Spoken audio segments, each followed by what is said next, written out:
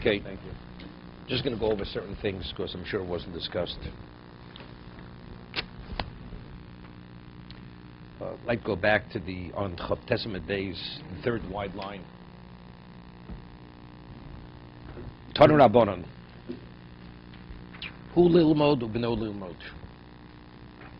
He has only enough money, either he learns or he has enough for his son to learn. Hu kodem libno. He takes precedence over his son.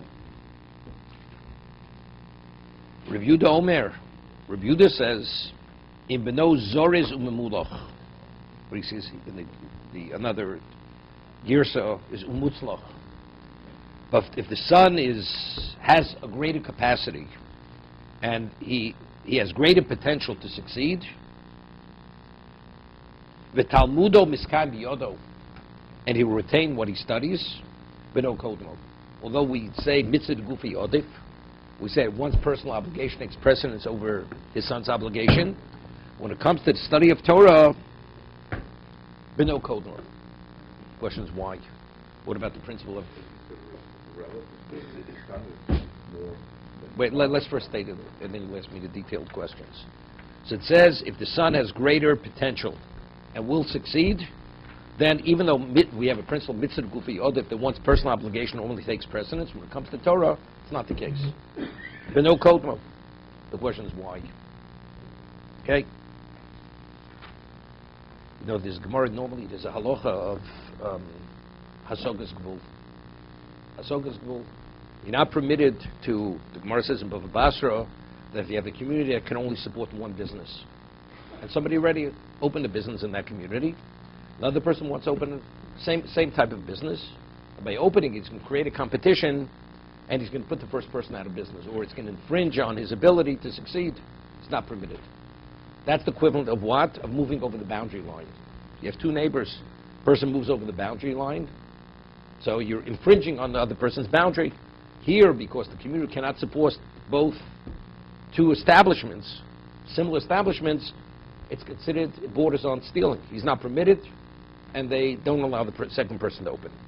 What about if you have a person, he teaches Torah, and he has students, and the community only could support one teacher? There are not enough children for two. Is the second person permitted to open a school in the community? So the Gemara says, we say, L'hagdul Torah l'hadira, kin is so from tar b'chochma, that when it comes to Torah, the competition will advance chochma. Those are the words. Kin is so from tar b'chochma. Meaning the competition among sofrim, I have the language in the Gemara Daf Lamed, sofrim, Talmidei Chachomim, that will advance the caliber of Torah.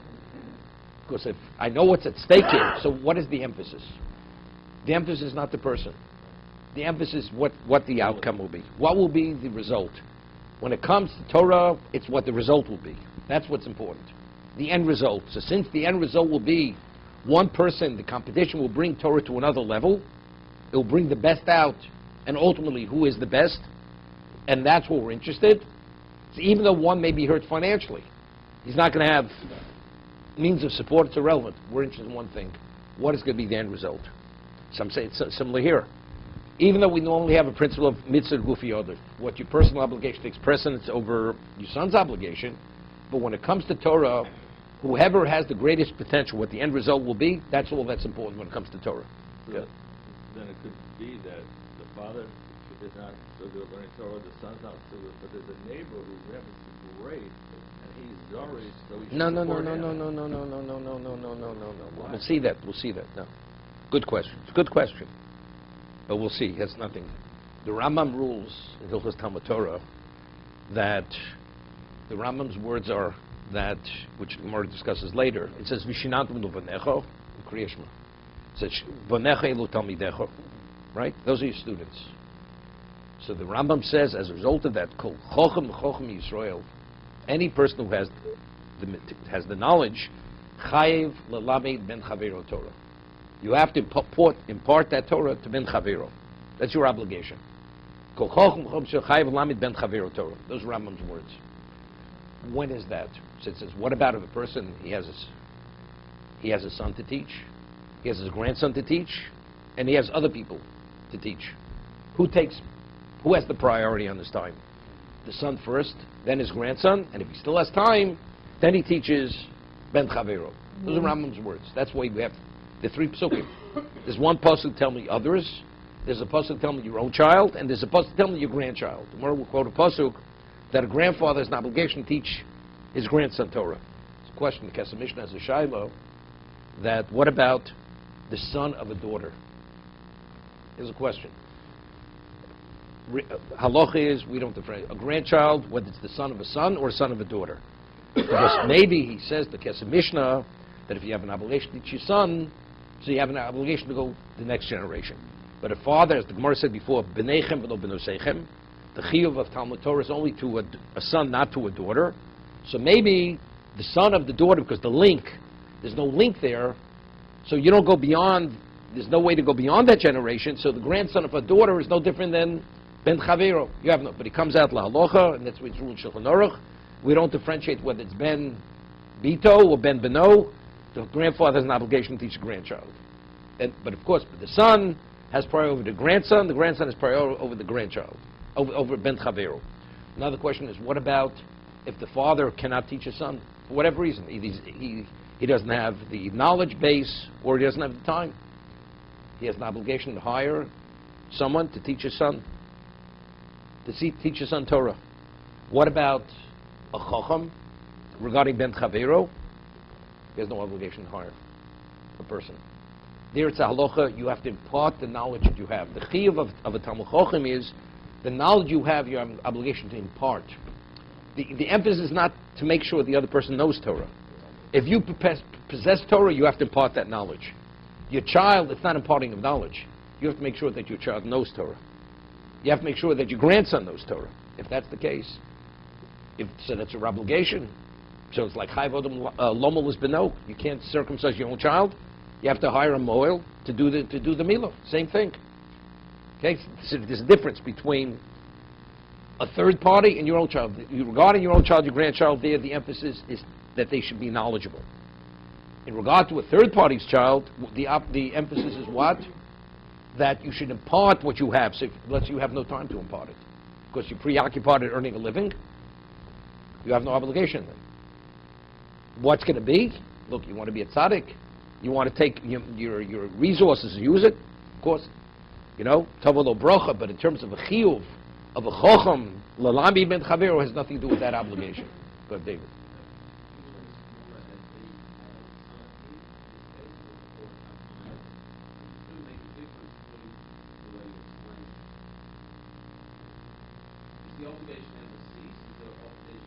We discussed what seemingly the story with Abaye. Abaye wasn't a Mlamed Daraki. Right? Abaye didn't teach little children. So evidently, the Gemara tells over a story, he was an adult. He was an adult, yep. Okay? No. I mean, by Milah, there's a pasuk. By Talmud Torah, there's no pasuk. Okay? So over here, if the son has greater potential, because the emphasis is the end result. Beno Kodmo. And the Gemara cites a story. Kihoder Rav Yaakov Reider Rav Acha bar Yaakov. Rav Yaakov was the son of Rav Acha bar Yaakov. Shadri Avua L'Kami Abaye. His father sent him to study before Abaye. Abaye, understand, was the Gadol Ador. So it's not, he wasn't, as I said, Malami Dariki. He didn't teach small children. He also, so when he came back, when he came there, he saw he wasn't really up on the learning. The halachas that he was acquainted with, that he was knowledgeable, it wasn't really with a grasp. It wasn't mechudad. Omalei, so Rav Acha says to his son, Rav Yaakov, Ano Adifo. It's interesting. Rav Yaakov, he's called Rav Yaakov. He's not called Yaakov Breder Ravidi, Rav Acha. He already was called Rav Yaakov. He sent his son Rav Yaakov. There was Nitzah Rav Yaakov, the son of Rav Acha bar Yaakov. He sent his son to learn by Abaye. So he was a person of caliber. He was a person of caliber. But he saw he was not the grade that he thought he should have been at. So even though he was evidently was exceptional grade, but it wasn't sufficient. So he said to him, "Ano adif minoch." He says, "I see. In terms of you may be a great Talmud Chacham, you're succeeding, but my potential is greater than yours. By me studying, I'll surpass where you're at. Tuvat, Bezlan, no, you stay here. I'm going to learn, because he only has enough to cover one of their tuition, so to say, to support one of them." Go ahead.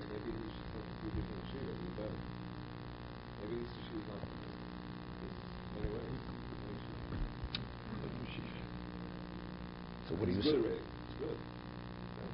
It could be better. We're talking about this. Abai is the best. Evidently, he made that evaluation. He chose the best. Abai wasn't for him.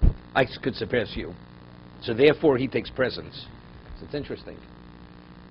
What is the meaning? I just asked Reb Chaim Kanievsky this question just a few days ago. What does this mean? He says, I am more capable. My potential is greater than yours. I'm more capable. You stay, and I'll go study. From Abai. When he says you stay, what's that mean? You stay behind and I'll go. That means you got to work. You'll support me and you pay my tuition. Where do we find the chiyuv? Chayiv odom lamid beno Torah. Even to hire a tutor, to pay whatever whatever the cost may be. But where do we find the son has an obligation to underwrite the Torah of the father? Where do you see such an obligation? Right? Because seemingly, or he say, you stay here, I'm going. Meaning he's forgetting that his son. I have no obligation. Or does tuv mean you stay and work, and you'll support me, and you'll underwrite me? There's got an existing concern, like an existing business. Somebody's got to take care of it. So they were both being supported by... Your father has a business. He says, I want you to come to business with me. Right. The son has to go into business with his father. It's not keep it up, eh? You have to. Take care of it, something. Let's switch roles. Just tell me the question. I asked, is there a chiyuv on a son to support a father if he wants to study Torah? That's the question I said. It seems from this Gemara, he has a chiyuv. Right? So he says, so I asked somebody else, his son-in-law, he says, no. He says, tuv means no, you just stay home. He has no obligation. I said, no. The connotation of the Gemara is he has an obligation. So I asked Reb Chaim. So Reb Chaim says, definitely.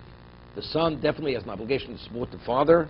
If he has an obligation to clothe him and to feed him and to take care of his needs, why isn't the spiritual needs any less than his physical needs? He says, it's not even a question. Seems to be. Keep it off. If that is a need of the father, right? So after he said that to me, I said to his son-in-law, I said, there's no question in my mind, if Rabbi Yoshe would be alive, I'm not sure if he would have said the same thing. Not sure he would have said the same thing, Rabbi Yoshe. He said it, okay, that's what he holds. But I'm not sure if everybody would agree. That a son has an obligation to provide for the spiritual needs of the father. The father wants to study Torah.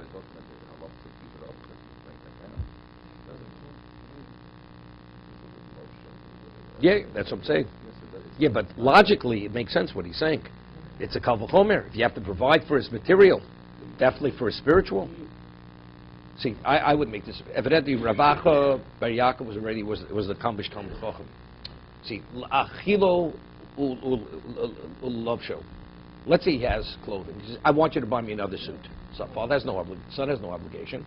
If he doesn't have respectful clothing, okay, the son has to provide. He doesn't have sufficient food, the son has to provide. Father says, I'd like something more, something better. Son doesn't have to provide that. So here, Ravacha already was Ravacha. You want to go to Abaye, that's not my problem. I don't have to do that. If the father would know nothing and just basics, okay, then I have a kal v'chomer. If you have to provide the material, definitely the spiritual. This goes beyond the spiritual. That's what I'm just saying. Okay? Just saying, that was just a recent conversation. Shama Abaye. But here in this case, we're talking about the father, there's enough funds for one person to go. The father has enough funds for one. So But why does he have enough? Because he's running the business back at home. Exactly. So once he leaves the business, he has to have the son to run the he business. has enough funds for one. So does that mean that just because he's going to go instead, the son has to work and support him? That's the question. That's the question I asked. No, I understand, but according to this Gemara, though, it sounds like there is only enough money. The father has enough money to send the son. Right. Right. But the father's going to be working, and he'll be generating income to be able to support the son. Now that he's going to be learning, who's going to generate that income? So he says, the son, you'll work, and you'll generate that income. So the Gemara is saying the son has an obligation to provide for the father, even in the spiritual. Okay? So what happened? Shamar Abayi de Koava Osi. So Abayi heard that Rav Acha is coming to study from him. And we see over here already what level he was at. He wasn't just an ordinary person, Rav Acha. Hava umazik be Rabbonon d'Abayi. Here? There was a mazik, there was a shade, there was a demon. The Gemara says in Brochus, on Daf Gimel, on the Beis, the Gemara tells over a story over there that Rav Yossi went into a churva of Yerushalayim to daven. Comes out of the churva, he meets, as soon as he meets Eliyahu Novi. And Eliyahu asks him, he says, why did you go into the ruins of Yerushalayim? He says, well, I had a daven. He says, why don't you daven outside? He says, well, I would have been distracted. Orei Drachim would have distracted me. So immediately, Rav Yossi says, I learned 3 things from the conversation with Eliyahu Novi. That you're not supposed to daven in the churva, and you should daven at Tefillah K'tzorah, because if you have to be concerned, because Eliyahu says, you daven at Tefillah K'tzorah, an abbreviated Shemona Esrei. So he learned 3 things over there. So Gemara has a discussion, why should you not go to a churva? Is it because of physical danger? It's a ruins, it can cave in on you. You're putting your life in jeopardy. Is it because of chashad? Because when the person would have an illicit affair, that's where he would meet whatever it is. He would meet the woman, so you'll be suspected for no reason. And the third is, there's a question of shadim. Gemara says, what about if it's a new ruins? So it's not really, there's no question of danger. It gives all these reasons. Gemara over there says that it wants to know exactly what the case. If it's one person by himself, is it 2 people? Because the Gemara says that if a person by himself, if there's a shade, he can be harmed. 2 people, a shade won't harm him. If a person has a torch with him, a torch is like 2 people. So the Gemara says, so if he has 2, what's the problem? So the Gemara says, but if it's in their location where they gather, you could have as many people, they could all be harmed. If that's Makoman. So evidently over here, this was Bei Rabbana D'Abaye, we're talking about they learned over here. But so they had more than 2 people or 3 people. But evidently he moved in. The shade over here, he moved in. Okay? Who? The shade. No, but the Bati Medrash and those were out in the field in those years. This is not within the community. Right? It was always in the field. No, that's not. The Gemara says not that way. The Gemara says in Brokers. No, they would go there, then they would be abandoned. For the night, they'd go back. So, it was out, they were always in the field. That's the reason why the halachas, the halachas in the Beis HaKnesses. The Bati Knesiyos, you think today we have a problem with zoning, setting up a shul in the community, zoning. They had to make them out in the field. Okay? So there was Hava Mazbi Rabban Dabai, Keva Eil. Yeah, Keva Eil betraying. Even if 2 people would enter the basement, even 2 people, which normally are not harmed by afil b'imama, even during the daytime, havi mizki, they'd be harmed. So the basement wasn't approachable. Amadu los leisevinish ushpiza. He says nobody should invite Rav Acha into the house. He has nowhere to set up residence. So he's forced to be what? To sleep in the base medrash. He's going to have to sleep there for the night. We're going to use him, but he didn't know this. They shut him out every home. Nobody would offer his hospitality. Why? Because maybe we'll merit a miracle that if he sleeps there, he'll somehow destroy this. He'll actually dispossess the shade or destroy him. All bos bahu bei rabbanon. So he entered and he slept over and he stayed in that base measure overnight. Idmi leikatanino nishiva rishvosei. The shade appeared like a snake, a serpent with 7 heads. Called Kriya Dekora Dosachad Reishe. When she started to be Mispala, Rav Acha, every time he'd bow, one of the heads would fall off, the snake. He was Mispala. Well, no. So the head fell off. Amalahu Lamocher. So he said to them, so he realized that he was used. Rav Acha was used. So he said to Abayi, Ilo Israchash Nisa Sakinon. He says, if I wouldn't have merited a miracle, I would have been in danger. The shed would have harmed him. So how did Abayi do what he did? Evidently, Abayi understood that he wouldn't be harmed. Otherwise, how do you put somebody else in jeopardy? Because well, I'll take a chance on what? On his cheshbon. How do you take a chance on somebody else's cheshbon? Okay. What? That's what I'm saying. You have to say that. There was no question. But now, at least but had he ain't somchar on a nest? The answer is it's not a nest. Right? No, he's speaking out of humility. He says, Ilos hachnishis akino. It wasn't, if you have that koach atfila, it's not a nest. Because of his humility, he wouldn't have gone there.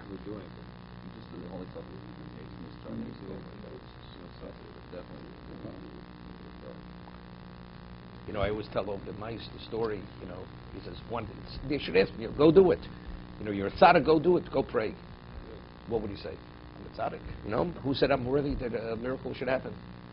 The Rabbaran, I mentioned just last week or 2 weeks ago, once asked the Brisker Rav, if you study the Chofetz Chaim, you study Be'er Halacha Mishnah Berurah, you see the man who called out Torah Kula. But the Chofetz Chaim is not known as the Gadol Ador. He was the leading Torah sage of his generation. He was known as the Chosed Ador. Chofetz Chaim is only known as the Chosid. But factually, in learning, he was the Gadol Ador. There wasn't anything he didn't know. And he had a photographic memory. Everything was instant recall. So the Brisker Rav said to Rabbaran, he says, we have a principle, Tzaddik Zer HaKadosh Baruch Hu Makayim. So the Chofetz Chaim, because of his tzidkus, because of his devout piety, prayed to Hashem that he doesn't be recognized as the Gadol Ador. So if that's what you pray for, Hashem says it's not a problem. He will not be acknowledged as the Gadol Ador. But could he be mispal? I should be recognized as the Chosed Ador. He didn't think he was a Chosid, because he always felt he was always lagging behind. So that he was never mispal. That's the reason why he's known as the Chosed Ador, not the Gadol Ador. Right? So I'm saying, if they say, what do they have to come up with this? Lock him out of every residence, he'll have no choice but to sleep in the basement. The answer is, tell him in advance. I'm special enough that it could happen. It's not going to happen. I can't put myself in jeopardy. But of course, Abai made the evaluation. He's qualified. So you have no choice, and he's not aware of what's going on there. He went there, and when he was confronted, he did what he had to do. Is that why Abai didn't do it himself? Well, evidently, Abai himself maybe wasn't on the level of Rav Achi. He could be on the level of, learning. But in terms of this, he may have not been on this level.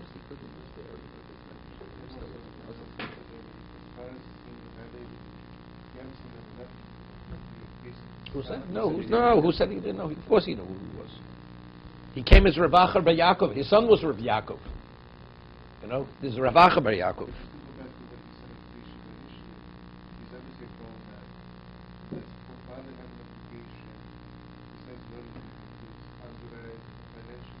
But we see this, of course.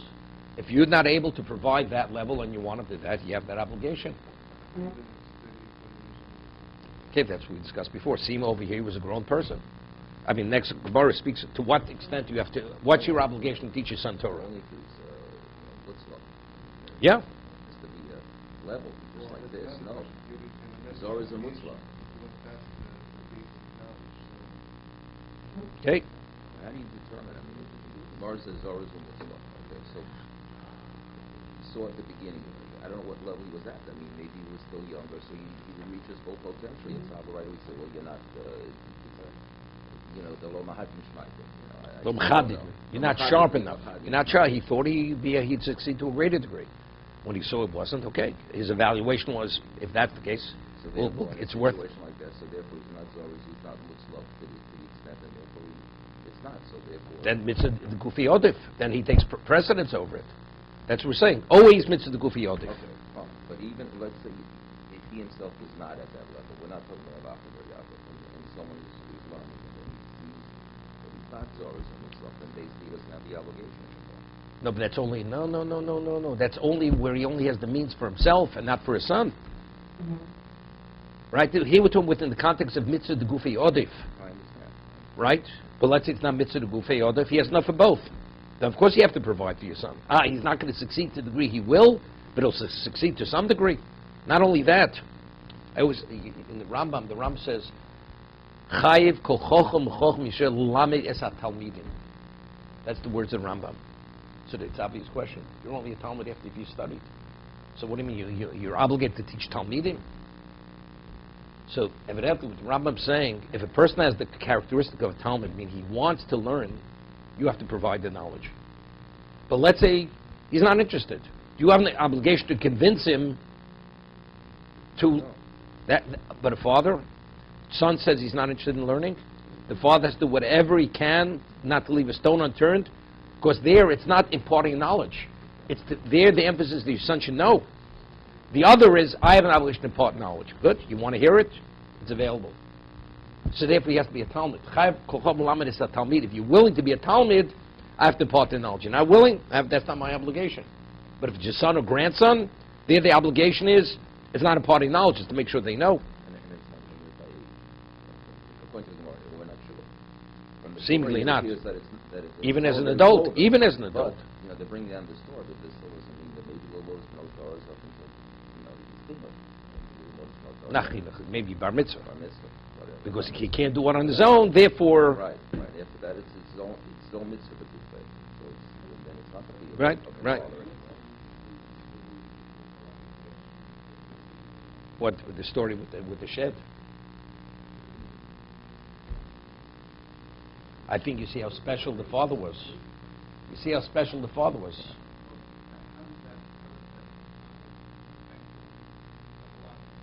No, nothing.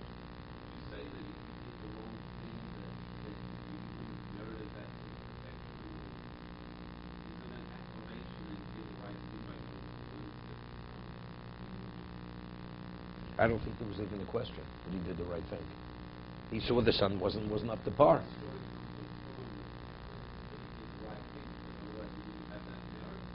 Just shows how great he was. Why? No. They do always bring down things that are... Okay, we'll discuss it later. Okay. Segue. Tan Rabbanan. Lilma Torvalisa Isha. Okay? A person, what should he do first? Study Torah or get married? We're not talking about the person, it's his bar mitzvah, not a question, what should we do? Should you send him to study Torah or should he get married? He's of age, and now the question is, and he's going to advance his Torah studies. Should he now delay getting married to advance his Torah studies, or should he get married first? Okay, you're writing the Gemara. We first want to hear what the Gemara has to say. Gemara talks about 14 and 16. We'll see. Lilmo Torah v'lisa isha. Yilmo Torah v'achach isha. First he should study, and then get married. V'mi efshalo below isha. You have to understand what this means. You take a look in Ram Hill's Talmud Torah. But if it's not possible unless he's married, what's the key in learning? Focus. Person, because he's not married, he's distracted. And the only way he could satisfy that distraction is by having a wife. So of course, right, he should get married first. Because if the objective is to have clarity of mind, so if he doesn't have clarity, what are you accomplishing? Therefore, in that case, Yisi Isha Vakach Yilma Torah. You should first get married and then study Torah. Amr Rabbi Shmuel Halacha Nosi Ish Vakach Yilma Torah. Review says name is Shmuel that the halacha is first you should get married and then study, which means not because he's distracted. It applies to everyone. First you get married and then you study. You have a millstone on your neck, right? Millstone is what? Is wheat. That's the this. So how's it possible? V'lo pligi, holon holohu. So there's a machlokes Rashi and Tosas. How do you get married ever? It's always No means, of course, you have to develop to a certain point to develop what? in learning. Well, but it's still going to be millstone on your neck when you get married. So when do you have a chance to, I'm not sure I understand that. Explain your question, and I'll respond to answer the question. Okay, the question is, if Man's 50 years old. If, He's been studying till 50. He said, Right. but I want to study beyond. okay. It'll be a millstone, but you have an obligation to get married. So there's a point where, of course, you have to get married, but you could delay it. Because if you want to develop to a certain point, with distraction, you're not going to develop to that basic point to be able to build on it. Right? So it's subjective. What point you develop. And you develop to that point. Right, right. One never really knows, It's a known fact. All the Gedolei Torah. Remember who was it who said? It was Rabbi Yaakov. Any person who advances in Torah, his foundation had to be very solid in many things, and whatever he advanced later was all based on that solid foundation that he developed as a bocher.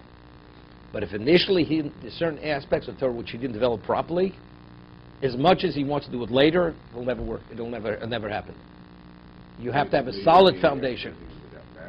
No, I'm talking about you studying Masechta. So there was one person, one of the Gedolim said, there was a certain Masechta which he didn't study as well as others, and therefore his shiurim that he ever said in his life were not on the same level as the others. Everything's based on the foundation. So I'm saying, so any level of distraction is a problem. So you have to develop to a certain base point. This is the base point. You have to develop that foundation itself. And then we could, because then the distraction is not going to make that much of a difference. But if you're not able to initially establish yourself, then it's a problem. But what about a person who's not in either way is going to be distracted? Right. So then of course you get married, and then now see, he says there's no argument. Rabbi Yochanan, holon v'holuhu. So Rashi learns one shot, and Tosei has a question on Rashi. Rashi learns what's holon holuhu. B'nei Bovel hochin v'gors mishnayos hatanom be'eretz Yisrael. The people of Bovel, they would go from Bovel, they go to Eretz Yisrael to study the mishnayos of the Tanoim.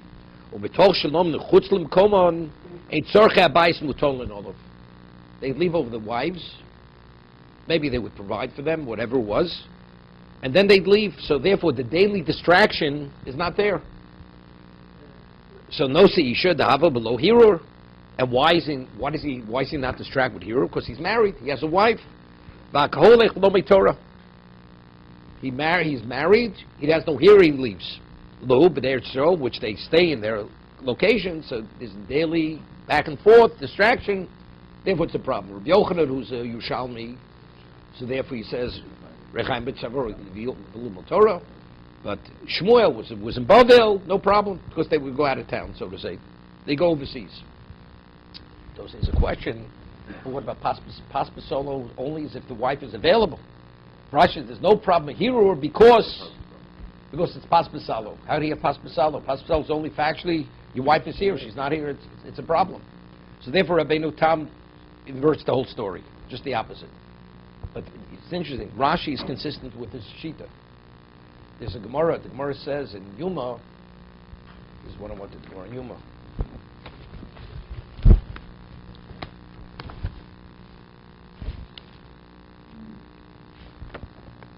Yeah. The Gemara says, Yud Chesam and Beis. Gemara says in Yuma,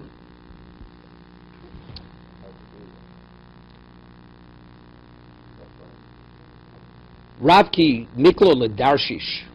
When Rav would travel, Rav was in Bavel, he'd travel out of town.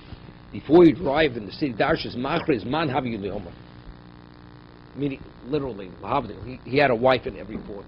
They would announce and said, who's willing to marry Rav when he comes to Darshish? He needed a wife. Rav Nachman, when he would go to Shachtensiv, Man Havi Yudhiyoma, he needs a wife just for the day. So I ask a question, well, Rabbi Lezer ben Yaakov Lo Yisa Odom Isha B'Mdina Zu Yelach Yisa Isha B'Mdina Acheres.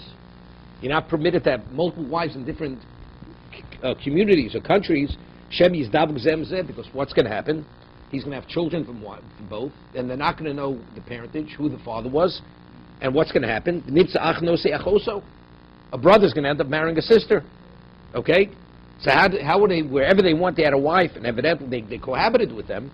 So if they impregnated them, and then the person leaves, he never ever goes back to that community again. Nobody will know who the father was. They'll only know who the mother was. And the world will be rife with illegitimacy. Amri Rabbanon Kol Islu. You know, if the person is the son of a leading Torah sage, the identity of that child will always be known. So if it's Rab's child, They'll know this is Rab's daughter, this is Rab's son, or Rav Nachman. Therefore, it's not a problem. So the Gemara asks a question.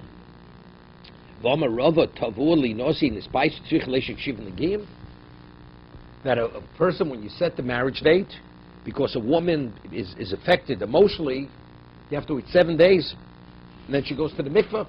So how were they permitted to cohabit immediately when they came to the community? The woman was not permitted to them. That's the first question. Or says, Rabbanu du'lu havim modul mikedim.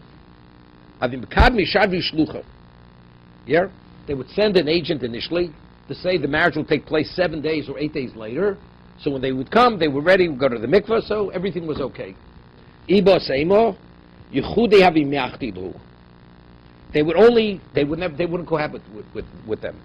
They would only have yichud, but did not cohabit. Because the wife being available to them, that would be sufficient that they shouldn't have hirur. The wife, if they choose, they can, but they would not. They would not. So Rashi learns over here.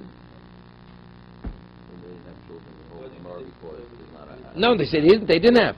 They never had children from these women. Have to worry about Factually, that, but it's paspasalo. It's paspasalo. It's interesting. No, then he would divorce her when he'd leave. He would divorce her. So now, there's halacha, it's interesting, this concept paspasalo, there's a tosas over here, yes, on Rashi, before we get there, discuss it tomorrow. There's a halacha, a man whose wife is not permitted to him, she's a nida. So why is he not permitted to see her in an unclothed state? Is there istaklos? In an unclothed state, right? There's no istaklos, it's his wife. That's not the reason. So the Mechaber says, because since he has a relationship with her, we're concerned it may lead to actually to habitation. That's the reason. It's no istaklos. So the Nodab Yud has a shiloh. When a woman goes to the mikveh, there's a mikveh lady. What do you need, a mikveh lady? Because the woman, if there's any adhesion on her body, it's not a valid tefillah. So very often she would check certain parts of the body. The woman can't examine herself, and she would say she's in a position she could immerse herself in the mikveh. So the Nodab Yud, what about a man? He's with his wife, and there's no one who could check his wife except him. Is he permitted to see his wife in an unclothed state before she goes into the mikveh? That's the Nodab Yud's question. Nodab Yud rules he's permitted. Why? Because the only reason why he's not is because we're concerned it will lead to cohabitation before she goes to the mikveh. But here, in a moment, she will go to the mikveh. It's paspasalo. So since it's paspasal, he has no reason what he's going to violate the law of nida a moment before, where a moment later she's going to be permitted to him. Definitely not. Therefore, he rules la halacha, he's permitted to check her, and then she goes to the mikveh, and it's not a problem. She is a nida. She's going to the mikveh.